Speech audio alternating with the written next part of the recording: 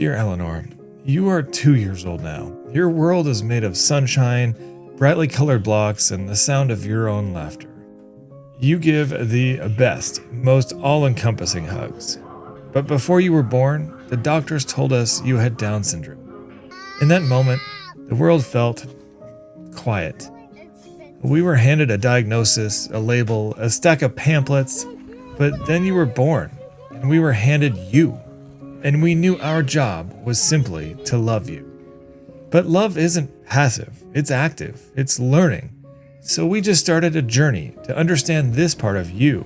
We wanted to understand everything, not just the science, but the story, the history.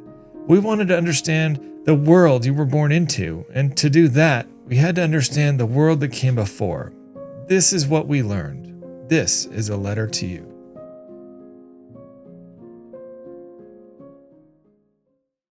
The first thing we learned is that Down syndrome at its core is about genetics. It's not something anyone did or didn't do, it just is. Inside of every one of our cells, we have a blueprint for who we are, packed into tiny structures called chromosomes. Now, most people have 46 of them, arranged in 23 pairs. But you, my love, have a little something extra.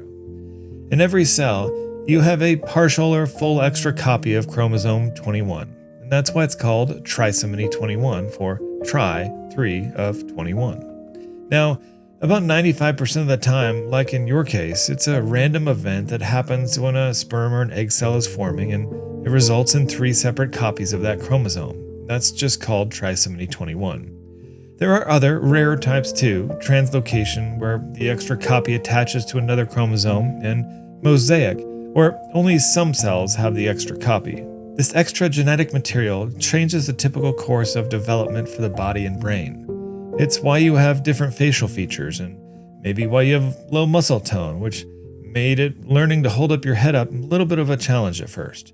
And it's why reaching milestones have been on a different schedule, your schedule. But you will reach them. We see you working so hard every single day. But for a long time, no one knew this. The story of Down syndrome didn't start with science. It started with a description.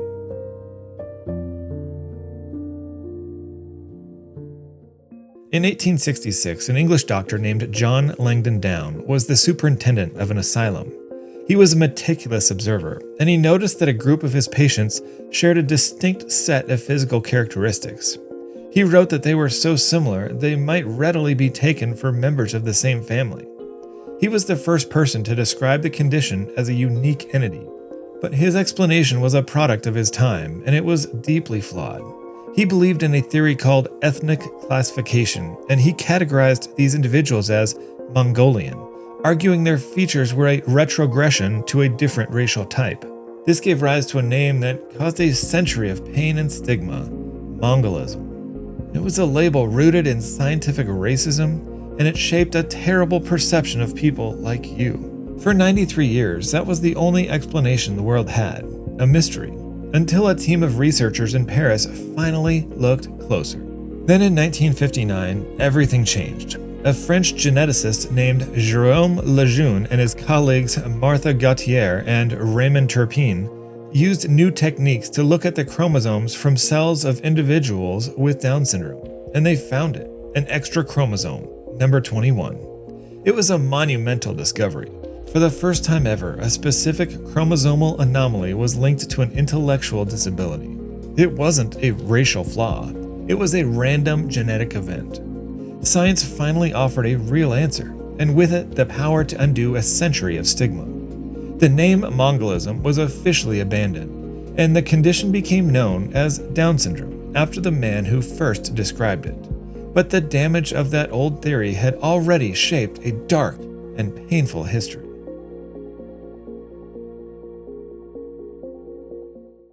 Eleanor, this part of the story is hard to tell, but it's important that you know the strength of the people who came before you and what they survived. For most of the 20th century, when a baby like you was born, the standard advice from doctors was chilling. Parents were told to institutionalize their child, or maybe even abort the child if they hadn't been born yet. They were told that there was little hope for walking or talking, and that their child would be a burden. They were often told to leave their baby at the hospital and simply forget about them. Hundreds of thousands of children were sent to live in state-run institutions. These places were often horrific, overcrowded, understaffed, and neglectful. Children were deprived of education, medical care, and even basic human affection. This practice was fueled by a dangerous and false ideology called the eugenics movement. Eugenicists believed society would be perfected by controlling who was allowed to have children. People with disabilities were deemed a primary target. They were deemed feeble-minded and a threat to the gene pool. This led to state-sanctioned atrocities. In the United States, dozens of states passed laws allowing for the forced sterilization of people in institutions. Over 60,000 people with disabilities were sterilized against their will. This movement in America even provided inspiration for the Nazi regime's Action T4 program, which murdered an estimated 200,000 people with disabilities, many of them who had Down syndrome. This dehumanization extended into medical care. Until as late as the 1980s, it was common for doctors to withhold life-saving surgeries from newborns with Down syndrome for treatable conditions like heart defects or intestinal blockages. Their lives were not considered worth saving. It took public outrage over cases like Baby Doe in 1981 to pass laws establishing that withholding medical care from an infant with disability is child abuse. And when we think about this past, Eleanor, our hearts break. But it also fills us with a fierce determination, because the world you were born into is a different world altogether. A world that those who came before you fought for.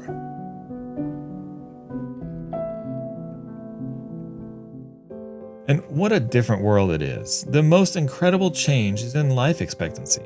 In the 1980s, it was just 28 years old. Today, the average life expectancy for a person with Down syndrome is around 60 years, and it keeps climbing. This isn't magic, it's the result of two things: love and science. The deinstitutionalization movement meant children grew up in families, not facilities. And medical advances, especially surgeries to correct the heart defects that affect up to half of babies with Down syndrome, and like you did too, meant that they could survive and thrive. Your life, Eleanor, is defined by support and possibility from day one. You have a whole team of people cheering you on and praying for you every single day. And this is called early intervention, and it's a cornerstone of your development.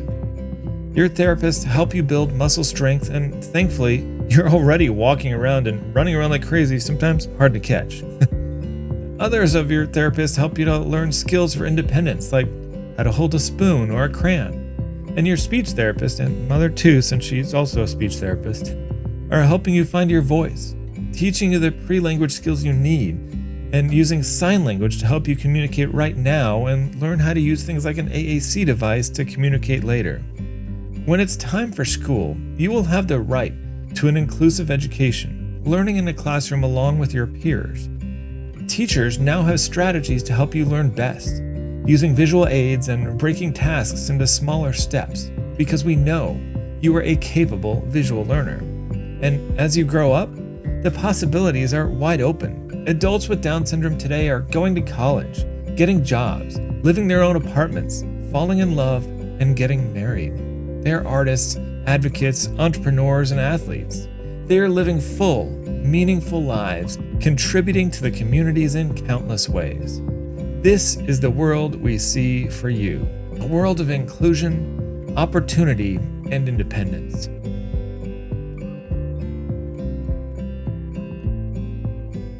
And the story doesn't end here.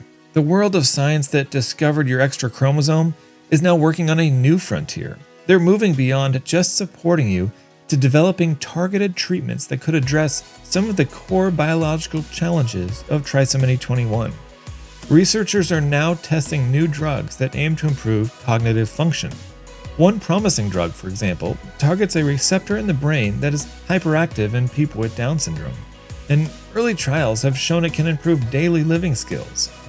Because we know that people with Down syndrome have a very high risk of developing Alzheimer's as they age, scientists are working tirelessly on prevention. There are even clinical trials for a vaccine designed to prevent the buildup of amyloid plaques in the brain, the hallmark of Alzheimer's. They are creating trial-ready groups of adults to help speed up this vital research. And on the horizon, there's technology that sounds like science fiction. Scientists have shown in a lab that it's possible to use a gene editing tool called CRISPR to remove the extra chromosome 21 from cells. This is still just a proof of concept and a long, long way from being used in people, but it shows how ambitious the science has become. But this research is incredible, but it also makes you think. Down syndrome is a part of you, Eleanor. It's woven into who you are.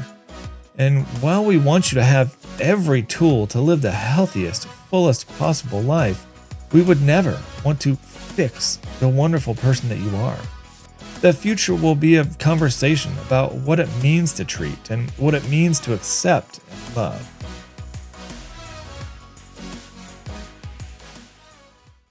So that's the story, Eleanor. A story that started with a flawed theory and a painful history, but has become a story of scientific discovery, human rights, and incredible progress. The world has changed so much. The old story of limitations has been replaced by a new one of possibilities. Yes, you have Down syndrome. It's a part of your story, but it is not the whole story. You are not a diagnosis. You are not a collection of symptoms.